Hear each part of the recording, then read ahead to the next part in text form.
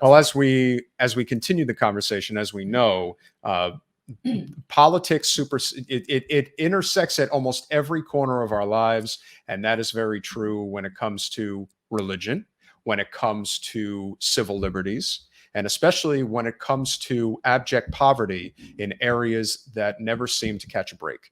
And we want to have a very thorough discussion now with a gentleman who is doing God's work. Well, and this has to do with what we were talking about when you're talking about like the inside outside strategy. So, I mean, yeah, we participate to some extent with electoral politics. And I know a lot of people are very disillusioned with that. And I can understand they are that. and I don't even necessarily know if they're necessarily disillusioned with it. Or I they're think just they're just over it. They're over the concept They're of the over it. two-party duopoly, Well, and they really want right, change. and I get that, which is understandable. Right, and so which is why it's so important, and we are big proponents of people that work on the outside of that system and make change, and that's really the important factor here. And this is going to be a very interesting topic. We are speaking with Pastor Mike McBride, who is from Oakland, California.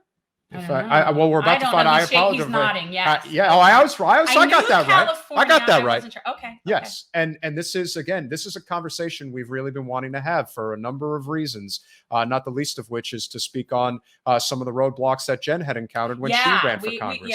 But we'll get to that. We have way more important. So we are about to unlock the key, if you will. We are about to enter a very sacred world that is the pastor's world. The pastor world. So let's without further ado, welcome a new friend of the show, because he is a friend of our friends. Oh, friend of a friend. Well, yes. Wasn't it Jennifer Farmer? Of course. Okay, so and then Jennifer Farmer is a friend of Nina. So it's like any friend of Nina is a friend of ours. So of course we are great friends of Nina, as I'm sure you are, Pastor McBride, and we welcome you to Generational Change. Yo, what's happening? It's great to be here with y'all, and I don't want to let you down. This may not be too sacred of a preacher you got on, but I'll do my best to live up to that standard.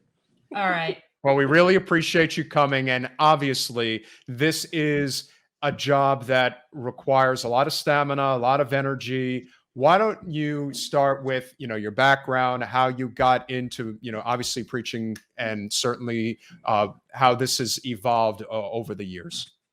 Well, I'm a fourth generation holiness Pentecostal preacher, which means I come from the kind of churches that speak in tongues, roll on the ground, swing from the chandeliers, and on a good Sunday we levitate. You're the real deal. We talk real loud to God because sometimes we think maybe God can't hear us. No, I'm just playing.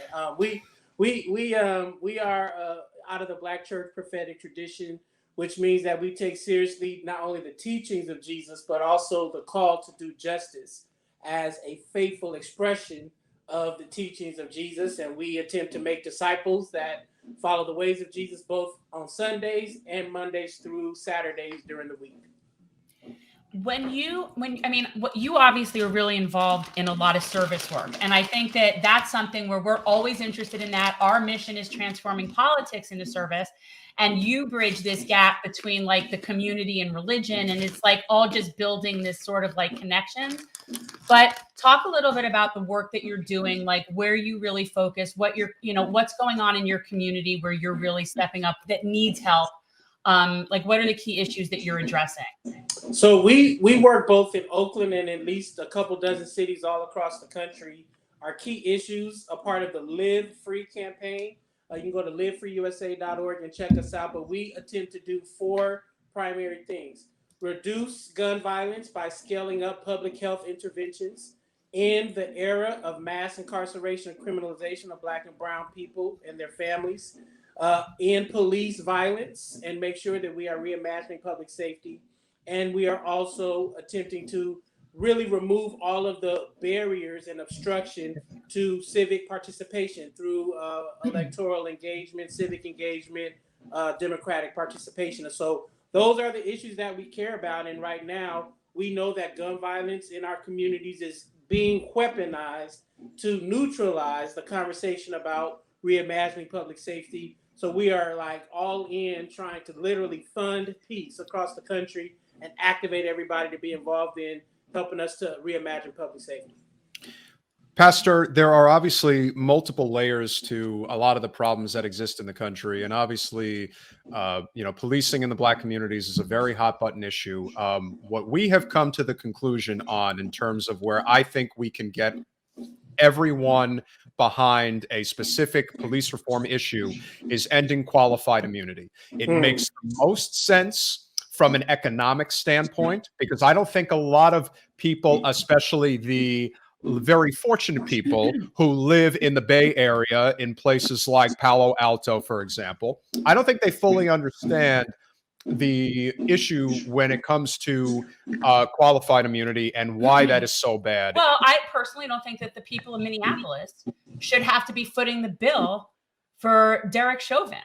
Like, that should be coming out of the police, their pension, their whatever union, whatever it is that's theirs, is where that should be coming from. It. The people of Minneapolis, like, those are just regular people. Why should they be footing a bill for that? That's not right.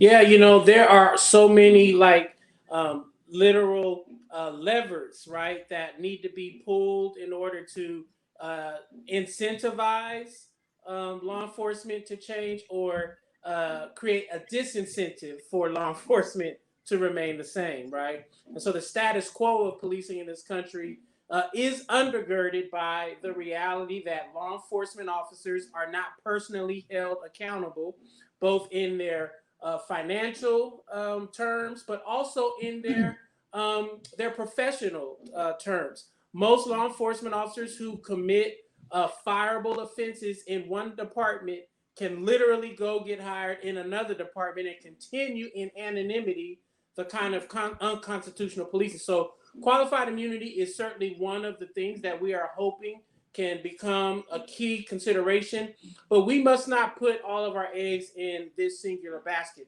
Dr. Tracy Mears from Yale Law School and a host of other folks, Phil Goff, I don't know if you know Dr. Philip Goff, who's also at Yale. These are some of the smartest people on policing. You all should have them on and ask them to break down qualified immunity, the limitations, and also the opportunities. Because we do think sometimes we reach for the lowest hanging fruit and then are disappointed when that low hanging fruit does not actually uproot the tree, right? So we got to start somewhere, but let's not feel like that is going to really solve the problem. We have lots of incentives in play right now for police departments to literally resist accountability and reform at every turn. And so it's a systemic problem.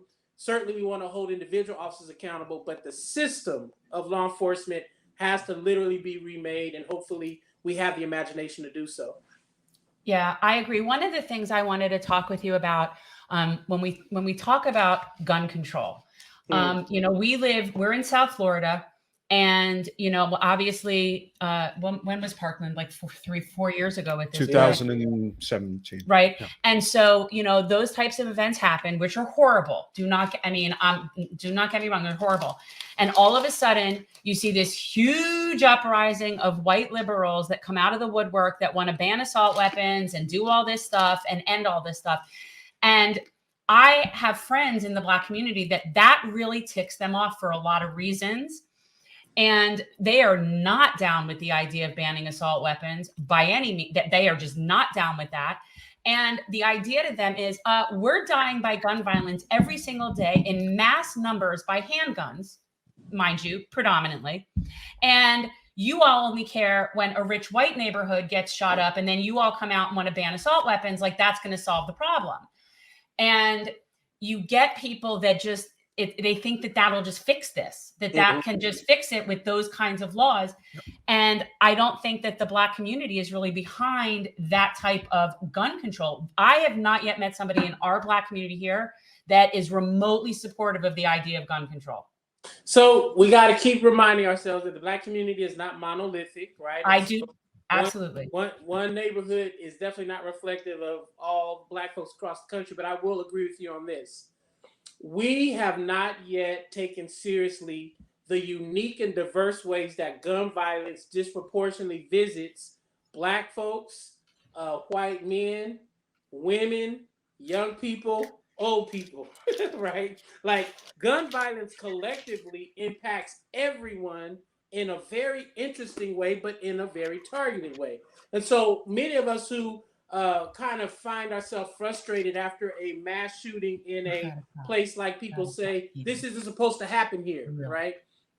this is supposed to happen at a mall. It's not supposed to happen at a school. But if it happens in a certain part of the neighborhood, oh, well, you know, it's just those people over there and they should just. Or it's just one person a day and not Yes. a mass shooting at one time. And so Right. we don't notice that. So if you talk to most Black folks, you know, most folks would say if we could get rid of assault weapons, that would be amazing, because we don't like drive-by shootings in our neighborhoods where you're using weapons of war and you can empty a 30 round clip. Right on a block. Growing up in the 90s, they used to call that a street sweeper, right? That's what it was called. And we didn't like street sweepers because they indiscriminately hit a lot of people.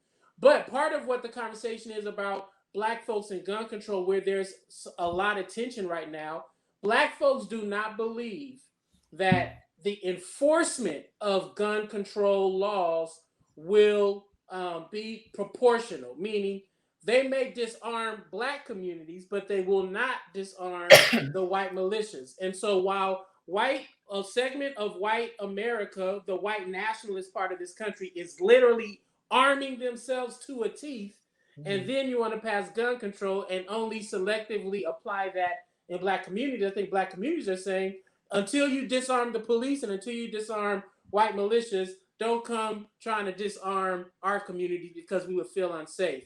But I will say this, the data tells us that if you own a gun, you are more likely to be harmed by that gun you own, or a member of your family by that gun you own, than someone else doing something related to that. And so I just want you to know that there's a lot of diversity. Turn that light on for me, bro. The other one too. There's a lot of diversity that helps us to be able to explain this, and I hope that we can have that nuanced conversation.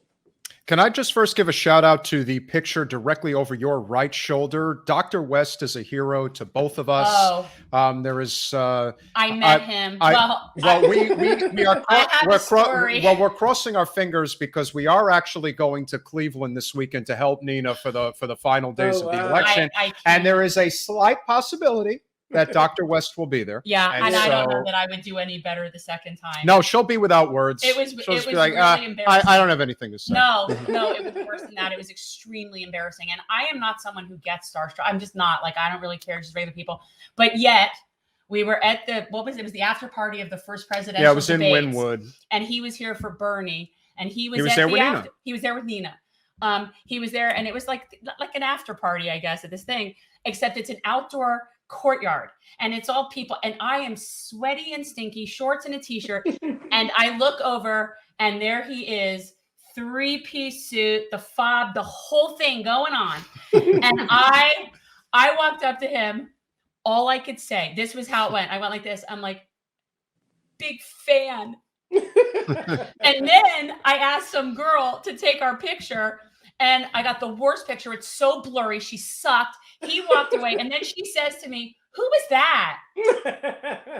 Somebody you should know. That's my Cornel West story. So actually, if I saw him again, I definitely would get another picture with somebody who's not clueless. I think that's a great segue into the issues that Dr. West faced with tenure. I don't think people really understand the issues within the higher education system and the systemic racism that obviously exists. I know a lot of people want to, pretend like it isn't like that because the schools are liberal and this and that, but it's not true. And I think his story is just a great example of yet another protected upper class club, if you will, because I actually work in academia. I work with athletics, but I have the experience of the institutional advancements within these, higher education schools, and seeing we'll just say it's a big club and you ain't in it type of actions that they bestow. And I think what they did to Dr. West was absolutely deplorable. Don't like using that word at random, but no, but the truth is that he's in a place now that is more appreciative of what I do believe that people end up where they're supposed to be. And I do believe that that's Harvard's lost, really. Well, the people that go there's lost. And that Dr. West is where he is meant to be and will be appreciated. And I don't know. I just think that these things work out in a way they're supposed to. Yeah, sometimes we often are told in our churches, clever preachers have cool ways of saying things, and they say sometimes rejection is direction, and I think Dr. West needs no affirmation from any more institutions. His life's work is literally that affirmation, but it does again shine a light on the limits of progressivism, right? That there is still a racial reckoning among progressive, white-led, elite institutions, inability to treat Black folks and non-white folks, non-white male folks, let me say it like that, with dignity and respect. And I think if Dr. West can't get that respect, imagine the Black women in those institutions, the white women, the Latino women, the LGBTQ folks, the folks who are not considered elite and privileged. Imagine how they are being treated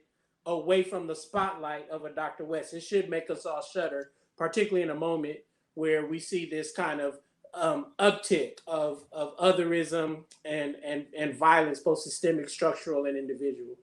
Speaking of structural violence, we're both in the mind that if you end the war on drugs, that will absolutely transform a lot of these communities. And I think what? Can we please agree that there was never a war on drugs, that there was a war on Black communities? Can we please stop saying Sure. that? It's just a ridiculous thing to say. There's no war on drugs. That was make believe. So let me like Nick Resistance. Let me tell you this great story. So I remember I was in a meeting with the New York Police Department. We were at the John Jay College. We were sitting around a big table, and they kept saying, Pastor Mike, the only reason police show up in drug infested neighborhoods is because we're there to get rid of the drugs. I said, well, let me tell you this. You should go take your paddy wagon and park it in front of the Merrill Lynch building on Broadway, and stop and frisk every single banker and stockbroker that comes out and see, won't you find drugs? You get rid of drugs that way. Obviously, they didn't take my advice. It is and was and continues to be a selective form of enforcement that visits violence often on a public health issue, and we have to continue to push ourselves to not see punitiveness as the response to social problems in Black and brown and poor communities. Yeah, I mean, and ultimately we know, and people who know the history, that the reason that these things are criminalized is specifically to penalize those communities. That's right. Richard Nixon wanted to do it to keep down the Blacks and the hippies. Mm-hmm. And of course, the distinguishment between really powder cocaine and crack cocaine was created as an element of subverting and oppressing Black communities. And, our current president wrote the bill. So we've come full circle on that. But there's an opportunity. Yeah. There's an opportunity for all of us to repair that harm, right? The legalization of marijuana and now the multi-billion-dollar industry that marijuana has become is still locking out the same communities that literally are still languishing in prisons. And so all of my progressive friends or conservative friends or entrepreneur or angel investors listening to this, how many Black or brown led cannabis industry upstarts have you invested in? Are you helping to spin up to make sure that we are making a reparative gesture to a very destructive era of policymaking and selective enforcement? It's something all of us now can at least lean into and not keep looking in the rearview mirror about who was at fault. Now all of us are responsible for correcting a harm. Yeah, I always think that. No, well, I always feel like we're not necessarily the cause of it, but we're all the beneficiaries of it. And so therefore it's incumbent upon us to act. But do you have any Black owned growers or people in the cannabis industry that you know of? Because I actually would support that. I think, I do think that the law, and especially what they were trying to put through in Florida, which it didn't go through, but they're just trying to create a big pharma of weed, and they use special language that essentially keeps out Black growers. It has to do with the definition of grower versus farmer, and they basically use these technicalities to suppress, and it's not just Black farmers, but that's definitely one of the worst, treated from the way it's written. Absolutely. And again, so when we talk about racial equity, we're also talking about looking at the disproportionate um, access, and also the ways in which laws or regulations are preferring certain folks over others. If you reach out to us at the Live Free campaign, we can indeed connect you to a whole network of Black and Brown led cannabis folks who are helping to try and level that playing field. You know, I'm as a pastor, I'm not someone who's growing weed in my church gardens, but I do believe that it is something that individuals in our communities are attempting to make sure the industry, the sector of cannabis, does have some reparative responsibility to our communities, and we'd be super glad to connect you to folks in your state or in your city that you can kind of build with and invest in and make sure they can scale Yeah. that work. Yeah. The Bay Area is the most expensive place in the United States to live Woo. today. The pricing of home properties between San Francisco and San Jose are off the charts. And of course, Oakland is ground zero for gentrification of the highest order. They don't actually want to help the city. They don't actually want to uplift small businesses. They just want to push them out and basically turn, Oakland into what San Francisco was 20 years ago in terms of cost of living. And then eventually the cycle will repeat itself. Can you talk about your experience watching your community, fall victim to overrun gentrification in Oakland? So I am actually born and raised in San Francisco. I live in Interesting. Oakland because I can't afford to live in my old neighborhood of Hunters Point in San Francisco. Um, I will say this to you: the New Georgia Project just put out a wonderful, powerful meme that I posted on my Instagram account that said that there is no city in the country where a person making a minimum wage salary can rent a 2-bedroom apartment. Oh, yeah. Yeah. Mm-hmm. So it is one thing to talk about gentrification, which I agree with, but it's another thing to say that housing must be a basic right of every single human being in this country, minimally, certainly we would say across the world. And part of our challenge is to free, as Dr. West would say, free America from the ubiquitous nature of the market, right? That the market cannot determine the value of our lives and the necessities that we extend and afford to one another.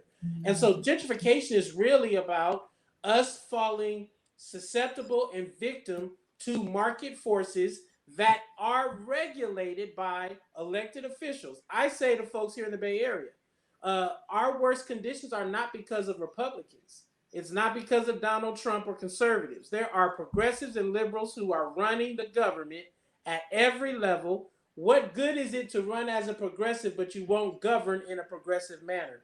We must create housing trusts. We must create land trusts. We must ensure that we are tying people's rent to their income and not the other way around, right?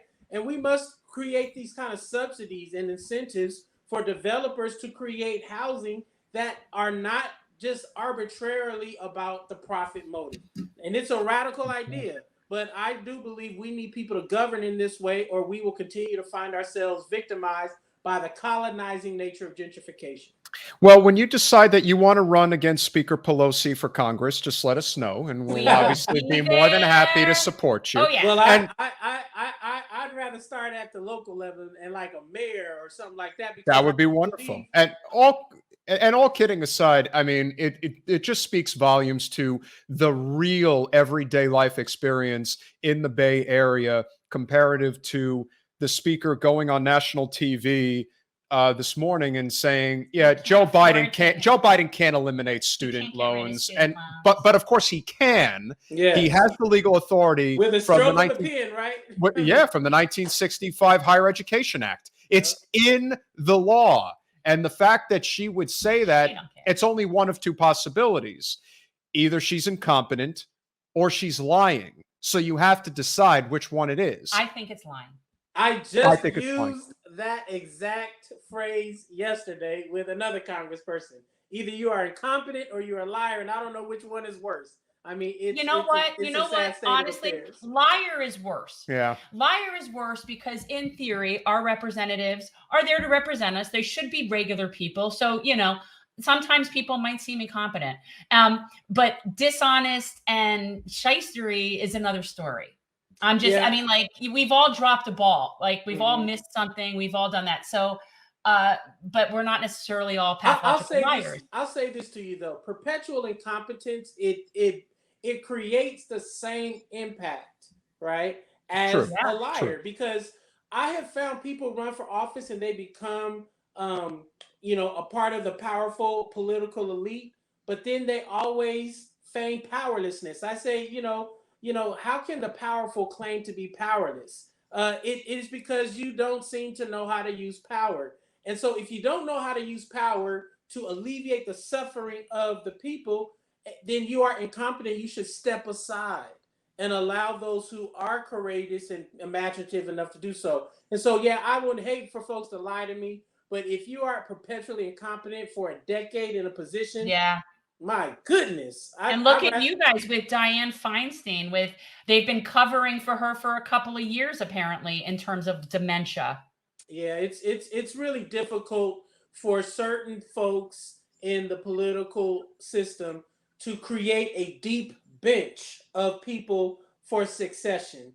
And sometimes you can overstay your welcome, and the good things you have done get overshadowed by the incompetence of the current moment. And so I do hope that our elected officials, not in an ageist way, not in No, but pass the sexist way, baton. but yeah, Pass it's the time. baton. Pass the baton. It's time to get some new young blood in here Yeah.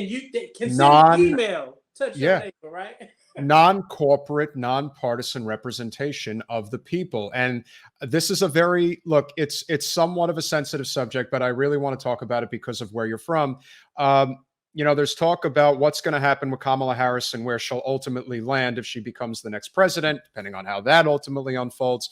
But she is somebody who, in my humble opinion, did untold damage to so many citizens of California, especially in her role as the attorney general and the things that ultimately led for her to be able to get to the U.S. Senate. And being that she represented your area, your region, what is your perception or opinion of our current vice president based on the work? As you said, we need representation of people who are actually working on the people's behalf, especially those that are struggling the most. And the perception for somebody who is not from the Bay Area is that she is the epitome of a political climber. She's not actually somebody of real substance who's actually looking out for the benefit of those She most bragged in need. about incarcerating nonviolent drug offenders while saying she smoked weed. I just can't. Yeah. So I grew up in San Francisco. I'm not a Kamala Harris basher. I'm also not a Kamala Harris champion. I think Kamala Harris is a product of the political conditions that created her. When Kamala Harris was the district attorney, she was attempting to respond to a time in our city where violence was literally taking the life of Black folks without interruption. And folks I know worked with her office to try to scale up some of these gun violence prevention programs that no one else was doing. We worked with her to help. Some of our folks worked with her to help get some diversion programs in place. And so I think it's not very fair to me to hold Kamala Harris to a standard of prosecutor progressive stuff that did not exist back then. But I will say this: Kamala Harris was the Attorney General at the time when Mario Woods was killed by the police, and many of us were calling for her and their office to ensure that they took that case to hold the officers accountable, and she decided not to, and it was very painful for a lot of us. We felt let down.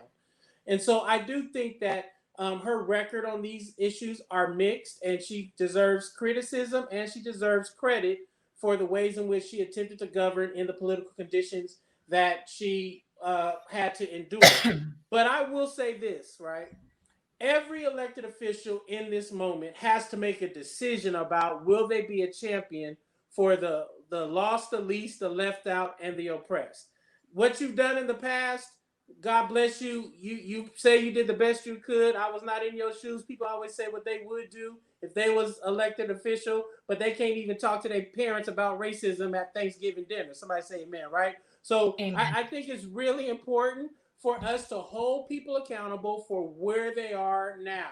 And I believe that Kamala Harris should be judged on what she does as a vice president in her positions, and she should be judged on how she attempts to run, if she does, which I'm sure she will, as the president of the United States. Her record gives us a glimpse of her capabilities, but right now we should hold people accountable. How much of a champion are you right now for poor people, for oppressed people, for marginalized people? Talk to me about your record while you are in the White House today. That will have a great, in my mind, barometer for how much support you will get in the future. And you hit it right on the head. While there are issues, deep issues, in my opinion, with the vice president, it's the system Yes. that is the heart of where we have to deal with these issues. And a lot of the elected representation, if not the overwhelming majority of the elected representation we have throughout the country, is bought and paid for by corporate special interests. We really 100%. believe this should be the unifying issue of all political spheres, whether you're living in an urban area like Oakland or if you're living in a very rural area like Fresno. To me, this should really encompass everybody's political sphere, which is, I may disagree with you on certain issues, but I think we can all agree that representation of, by, and for the people is infinitely more important than worrying about which side is supporting what. Because in reality, if you're taking that corporate special interest money, you're simply giving lip service to the systemic issues that need to be changed, because the corporate special interests are why those systemic problems exist in the first place. Well, it's certainly part of it. I would say that issues of race are, in my mind, always at the center of the problems, and then class and corporate kind of predatory interests exacerbate the ways in which race literally drive the disparities in this country. And so I ask folks, add to your point, let's find out, how do we unite? How do we unite around the shared pain that is felt across this country, in every nook and cranny of this country, that is about the exploitation of the poor, the exploitation of the worker, the exploitation of the disabled and the marginalized among us. How do we unite around that and build a coalition that brings the corporate interest into accountability, into the service of the people? There are so many more of us than them. It's really Oh, about yes. our unity and not about our division.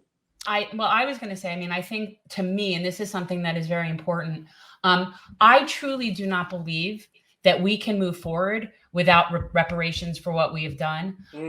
I think that this is something that is not being addressed enough, because I don't think a lot of people understand the nature of the collective. This is one of the reasons I love Marianne Williamson, because she really understands the nature of the collective.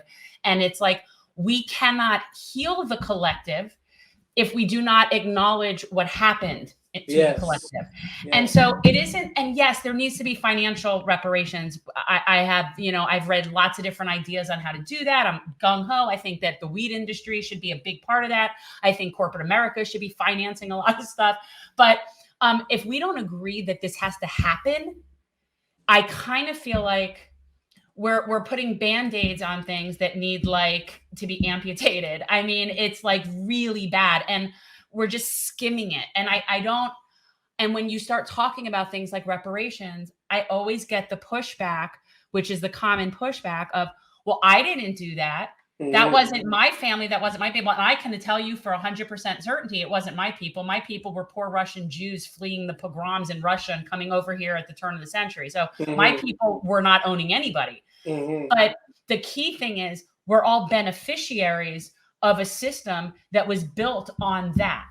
And so I feel like we have penance that we need to do, and really seriously, and we're not there yet. And so I feel like the economic change can only truly occur with this sort of collective understanding of what this is we're talking about. And that's is that too deep? Like, I don't know. Like, you know what I'm saying? Like, I feel like I do. I mean, I don't think, well, let me say, it's too deep for folks that don't want to be deep. And there's a lot of shallow people in this country. That's fair. Yeah. That's fair.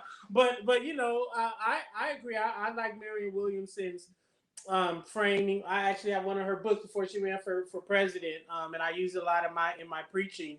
Her plans for reparation were good. Like, I liked her framework of what she foresaw as doing that. Like, I thought it looked really good to me. Yeah, I think it's really important for us to remember that the collective trauma of this country's treatment of indigenous people, of enslaved Africans, of Asian immigrants, whether they're Japanese or Chinese, etc. You can't participate in such atrocities and not pay a price for that in your psyche, in your spirit, much less in your body. And so there's collective trauma that hangs over this country like a cloud. It's fog. It makes us unable to see the humanity of one another because in our, James Baldwin says, our bones carry the trauma of past generations around. And so I do think we have to continue to have the conversations around trauma, around repairing the harm, and then also helping folks to appreciate that there are ways to repair the harm that does not necessarily hit the individual pocketbooks of every single American citizen. You should read Richard Rothstein's work on the ways in which to do reparations just through the real estate lobby, offering home loans to Black folks with zero interest. There are ways to do it. It won't cost. Bo had a really good. Do you know Bo of the Fifth Column? Do you ever watch Bo of the Fifth Column? No, oh my God. I love him. First of all, he is to me the poster child of do not judge a book by its cover. Do not ever judge a book by its cover, because if you saw him, he's from Floribama. He lives up like in, you got to see this guy. Oh, he lives in Matt Gates' district. Yeah, he's in that kind of territory. The beard, that like as redneck looking as one could possibly look. Meanwhile, he did a couple of segments about reparations, and I loved it. First of all, the whole concept of lack of generational wealth. That's a huge thing that people don't understand. But he addressed it in a really, you know what, he kind of does like, you know, social sciences for people who don't understand. Like he really, it's really good. But I liked his thoughts on reparations, and it was very similar to having like an endowment that was like no interest loans. That was basically this is why HR 40, which is being discussed right now in the House, there are a whole bunch of supporters of HR 40. It's a commission to study reparations. It's not even rewarding reparations. It's just that you're just giving me I know that Yeah. It's just a commission to study this. Why? Because there are so many ideas that can be studied by the whole country, and we can come to some consensus about a response that again addresses the collective trauma of issues related to race and violence that are systemic and structural in this country. So I appreciate you even bringing up reparations. I didn't know we were going to talk about that. No, it's important to me. And I think, honestly, it's a roadblock to progress as a species. Like, I feel like it's this, if it was a person, if history was a person, it has not learned the life lesson that it needs to learn yet in order to go to the next level. And that's how I see it. It is proper investment in communities that need the investment the most. That too. But honestly, it's a collective apology. It is. We don't acknowledge that. I didn't learn about the Tulsa massacre until like last year. Well, you're seeing it now. I mean, in Texas, they're trying to prevent you from learning about, I don't know if it's slavery. Oh, it's a lot of things. There's a list. It's a list. It's everything. They don't want you to learn about anything except for the Ku Klux Klan not being a racist organization in Texas. Right, sure. Well, we've had Margaret Kimberly on a couple of times. And so on Memorial Day, we actually had her come on, and we did on Memorial Day was also the 100-year anniversary of the Tulsa massacre. And so that was how we did Memorial Day. We actually had a veteran come on and talk about Weed for Warriors. And then we also had Margaret come on and talk about the Tulsa massacre. I wasn't feeling all that patriotic. But, to me, I feel like as a collective psychologically, we are not going to move forward until we address this issue. And collective trauma is something that is passed down. This is something that is taught and it is learned. And so and I know this as somebody raised from post-Holocaust grandparents in terms of this fear-based trauma that that was trauma. Like these people were coming out of like that they just learned their families were all dead and this is so trauma. So that was who taught my parents about life, or people that were suffering from PTSD from the Holocaust. And in the Black community, it's a repeated cycle every generation because we haven't dealt with the original trauma. Right. And let's just keep saying and pointing out that it is a trauma that is both experiential from the past, but present in our experience as well. We are still having our heads cracked by cops.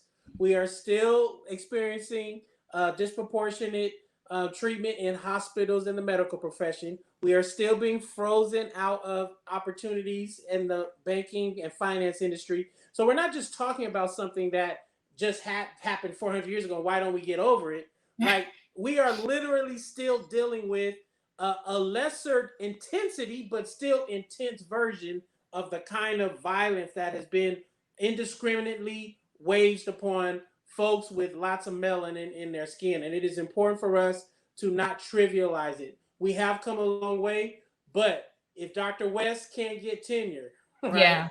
If President Obama can be the president, but still be treated like he was not from this country, if I, as a pastor, can have a degree from Duke and drive down the street and still be pulled over and treated horribly by cops, if my daughter can't go to a school and have updated books, we're still dealing with the vestiges of racism in this country, and we cannot turn a blind eye to it. You know, one of the things that we had to deal with when Jen ran for Congress that I think is very important, because this is your life's work. But there's people like this and there's people like that. So we'll get to that. Yes. Okay. But I think it's very important that we do address sort of the stonewalling that we experienced trying to speak with leaders of Black churches. It was a very big problem. And that, I'm sure, has a lot to do with the current representative who's in this district and has been representing Broward County for 30 years. So there is a lot of this systemic control. She pays them. You know, that basically allows it to stay the way that it is. But she pays them. But I'm sorry, but that's it. Go on. Who is this you all are talking about? Debbie Wasserman Schultz. Oh, somebody that Nina knows very, very well. And so that's another thing people don't know. Debbie is the person who threw Nina out of the convention. I'm sure she did. So I'm curious, from your perspective, why this is an issue for, let's say, non-corporate candidates who are running for office, but trying to break through and allow that message to be heard in the communities that frankly need to hear it the most. Why that is still an issue. Definitely not an issue for you, but I'm sure you know how it works in a lot of different a lot of different sections of the country, and certainly in a lot of different denominations and whatnot. So I'm curious as to how. The elder Jim Clyburn said it best when he endorsed Joe Biden. He said, "We know Joe, and Joe knows us." I find that many new folks running for office that are part of the whole Bernie and left-wing part of the party don't spend time in Black communities until they start running for office. And so Black folks know this, and I don't mean no disrespect to anybody, but white voters are the most unreliable voters when it comes to Black liberation in the history of this country. Folks can show up and promise us the moon, but even after they lose their election, they won't show back up to the neighborhood and talk to the very people they could not convince to vote for them. Meanwhile, some of these candidates who are a part of the establishment, they still attend those churches, whether they win or lose that election. Their children still come to the schools. They are a part of the fabric of our community. So I would say to our white progressive friends who want to run for office and are trying to break through some of the kind of machine-like elements of the political parties, you got to show up before an election. You got to show up after election. You may have to move into the neighborhood and get used to living around Pookie and Ray Ray and everybody. You got to show up to a black church and sit through their 3-hour services when it ain't no election coming. You got to put your time in, because black folks just don't trust white folks showing up talking good to us. We've had white folks talk good to us our whole lives. Somebody say amen, right? And Amen. So I think it's a trust issue. Now, that does not change the fact that we need better candidates and we deserve better governance from the kind of establishment politicians that are in office and have a lock on the donors, have a lock on the consultants. We go up against the establishment candidates all of the time. We started the Black Church PAC for that very reason. The Black Church PAC is used to organize black churches across the country, black pastors, black clergy, black gospel artists, and leverage our collective influence. So when people are running for office and that we believe they're a more like justice-oriented, fiery elected official, we can support them, even if it means going against the party, even if it means going against the establishment. We are not beholden to the Democratic Party. We are a people in the Black church of justice, of fighting for the oppressed. And so I would just say to some of our candidates who are part of the Bernie, the Bernie Bros, Bernie Crats, whatever you want to describe yourself, justice, whoever you are, all you radicals out there, show up before the election. And even after you lose, keep showing up. Let people meet you. Let people know who you are. Fight for our issues even when you don't fully understand it.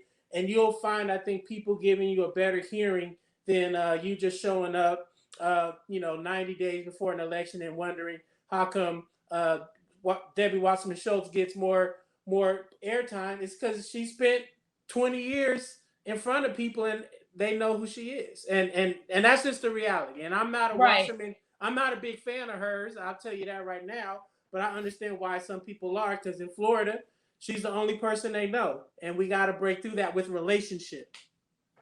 Couldn't have said it better. And I think this conversation has been extremely fruitful. And I want to circle back one more time, Pastor. If you can, please plug your organization, livefreeusa.org. Just let everybody know what it's about and why they should get involved. Man, we'd love to rock with you all. Our biggest effort right now, President Biden and Susan Rice have put aside $5 billion within the American Jobs Plan to help us scale up public health gun violence prevention strategies across the country. We are needing more folks to make sure your elected official in the Congress and the Senate support this Breaking the Cycle of Violence Act and or support the $5 billion being included in the reconciliation package that will come up for a vote in the next couple of months. We believe $5 billion over 8 years is a down payment for the reparations we were talking about earlier. We can literally reduce gun violence without sending more Black and brown folks to jail or prison. And we would love to have your support to help us scale these strategies up. So get with us. You can go to livefreeusa.org or you can go to fundpeacenow.com. And we'll gladly bring you all on board. We're going to have events during the August recess in many cities and districts across the country, making sure that when the elected officials come home from D.C., they are not being overwhelmed by a tough on crime narrative because of the spikes in violence. But we can actually do something different, take the $5 billion, invest in street outreach workers, violence interrupters, public health folks, mental health support, summer jobs, et cetera, et cetera, et cetera. Rock with us.